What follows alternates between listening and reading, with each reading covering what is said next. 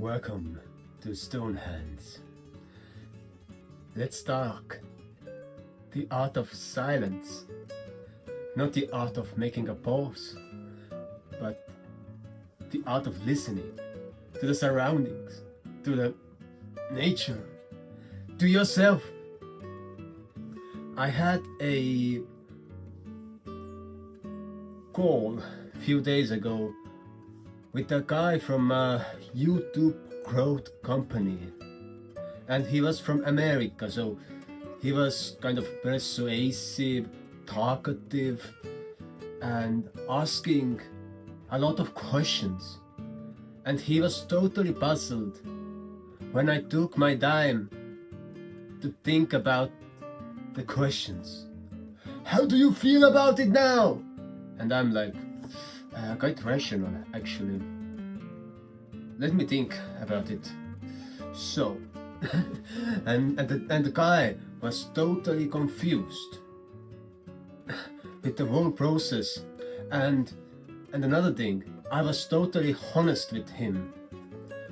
So he asks a question and I answer, I really like your sales call. I see the structure, how it has been structured. I see where you are trying to take me, but I'm not willing to go, so please do not ask me such foolish questions. But I really liked the call. I'm not saying that was a bad call, but I really enjoyed it. But it showed me something about this temperament. When you come from a place where listening and the silence is common thing, then it can be really puzzling for people who come from cultures or climates where everybody is communicating and speaking and talking all the time. They are strangers, and that's why there are so many jokes about Finnish. Oh, the Finnish are silent and they don't speak and they're serious. Actually, Finnish really love small talk, but they also love the silence. And I find the both spectrums of the thing of communication being covered over there. But the first view, the first sight that a stranger, a foreigner will get is that they are silent. Okay, they do not like to talk. Of course they love to chat around, they're crazy about it. But why you should even find the silence when you're communicating? Why silence matters?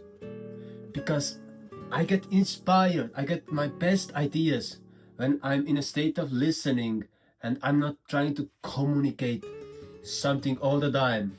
And sometimes the body language says 1,000 words. I remember I was in a singing circle, and suddenly from the door enters a man who is silent all the time, just observing, but his stature is reflecting glory and pride. Without speaking, he made himself a king in the room. And I was just looking at him in awe. That's how you can communicate. Something for me to learn. There was this story about a company where they were doing assessment that who are the effective workers and so on. And then the assessor found out that there's this guy sitting on a chair all day long, his legs on the table and doing nothing.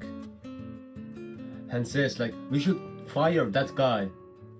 Then the boss says, no, he's the most important guy ever in this business.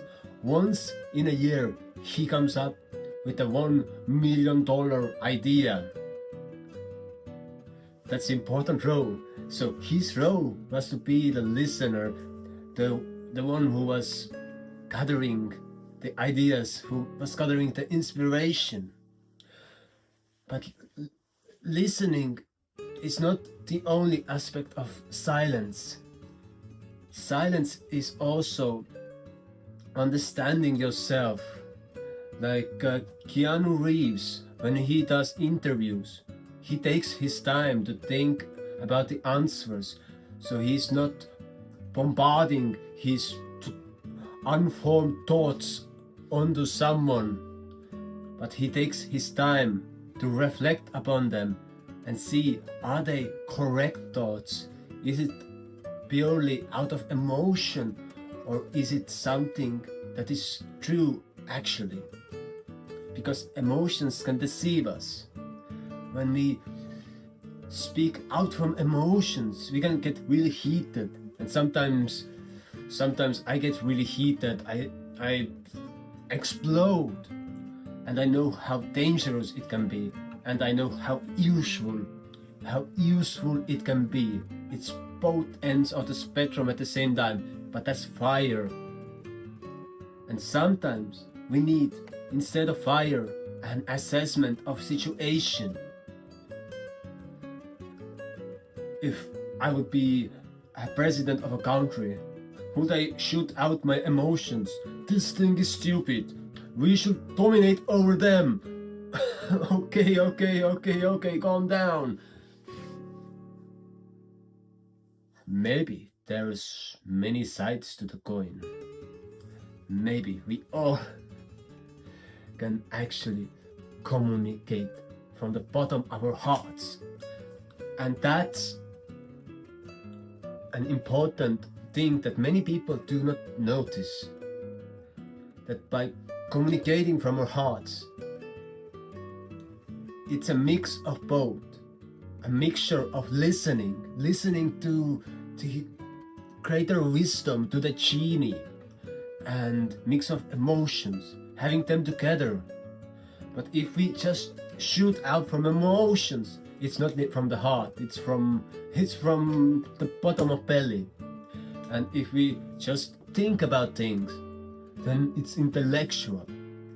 But if we feel, if we listen, we can unify the intellectual and the emotional sides of us, and do things that are right, that are just, and that make a world a better place indeed. So I hope you enjoyed. Please subscribe and see you soon again.